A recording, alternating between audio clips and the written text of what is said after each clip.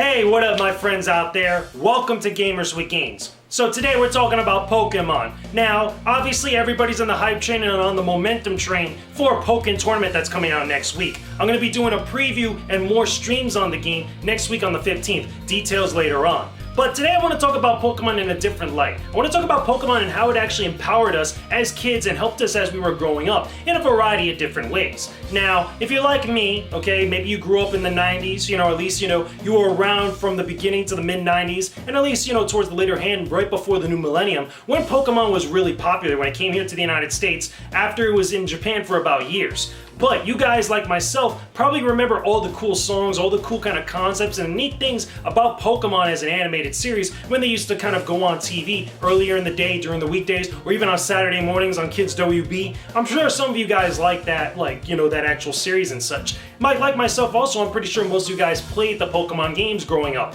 for a variety of different reasons. Probably because you saw the animated series. Let's be real for a second here, guys. But either way, one of the cool things I always liked about the Pokemon series, outside of the monster designs, outside of the cool neat little things and the cool attacks and all the games and such, is the neat little lessons that are kind of littered throughout the Pokemon series that are great for kids and have also be something that adults can relate to as we grow up and as we grew older, got jobs, finished up school, and all this other stuff, moved on with our lives. However, Pokemon stuck with us in a kind of interesting and unique way. Pokemon was a series that kind of empowered us as kids, or gave us and planted these little seeds in our heads that allowed us to kind of go out and actually do cool things for ourselves in our lives and out there in the world. I mean, when you really get down to it, if you really look at some of the stuff that was that part of that Pokemon animated series, and even some of the stuff that's in the games littered throughout, the original Red, Blue, and Yellow for most of you guys out there in the United States, and if you're in Japan, you got Fire Red and Leaf Green, or at least, Red, Green, and then eventually Blue.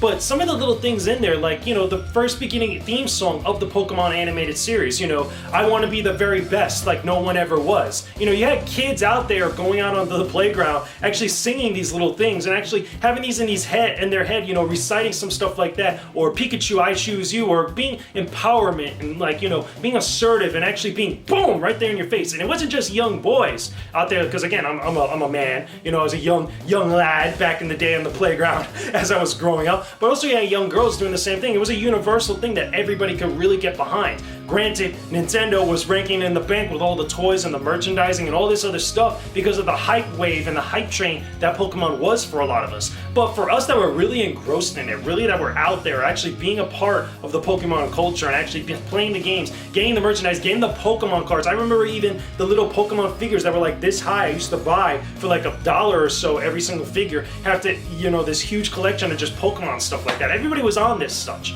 But one of the things that I thought was always good was those little messages of empowerment, those little things that were really motivating and showing kids that they could do amazing stuff even at such a young age and do great crazy things as they got older in life. I mean, when you even get down to this, okay, look at some of these other songs. Look at the stuff that came from that To Be a Master soundtrack that was part of the Pokemon series, and it was also really one of the hype type of things that came out during the time of the Pokemon first movie. To be a master, it's even right in the song, to be a master, a Pokemon master, I will strive to be the greatest master.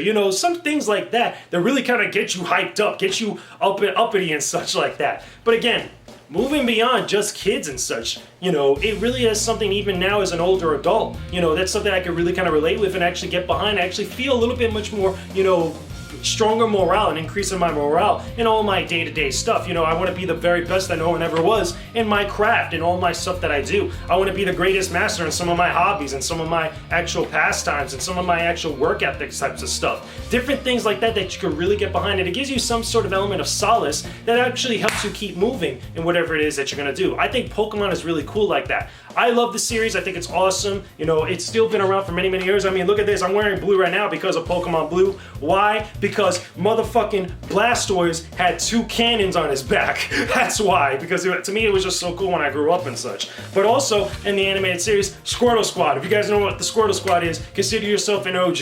If you come onto the streams during my actual Twitch streams, when I actually have someone host the actual stream and such, we get a little Squirtle Squad notification that pops up. You can be part of the Squirtle Squad. So, either way, that's one of the things I always thought was very cool about the Pokemon series. Again, the games are fantastic. The series, there's a ton of animated series that's awesome. I actually recently just got into the Pokemon Origins, a Pokemon Origins animated series, which is like, what, 4 episodes or stuff. It's cut like a movie. It's based on the original story from this game, or at least Red, Blue, and Yellow, or Special Edition Yellow, where again, it just runs through most of that stuff, and it just looks awesome. It makes Pokemon cool again.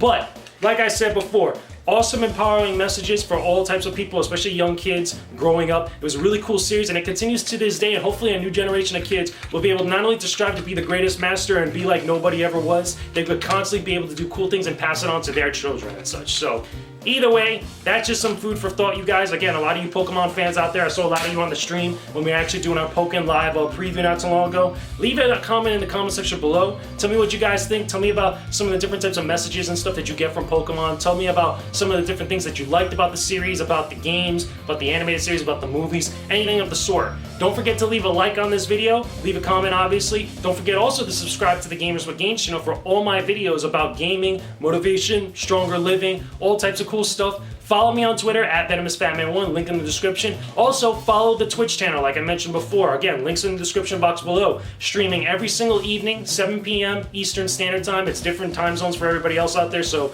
I believe if you're on the West Coast, it would be about 4 or 5 p.m. Pacific Standard Time. But again, 7 p.m. Eastern Standard Time. You can use your converters to figure that out. But come out to the stream, check out the actual Twitch channel, follow me on there. There's obviously a bunch of different cool stuff that we do. A lot of viewer participation, a lot of viewer interaction, where I'm talking directly to you guys, playing with you guys live on stream, and having just a great time. We did a Pokken tournament preview recently. We're going to be doing some more Pokken coverage next week as the embargo drops and as the game comes out. I'll be able to do more streams and play with you guys live on stream and online, so that should be fun. So either way, guys, I will talk to all of you again real soon. Peace out, guys. Stay epic, everybody.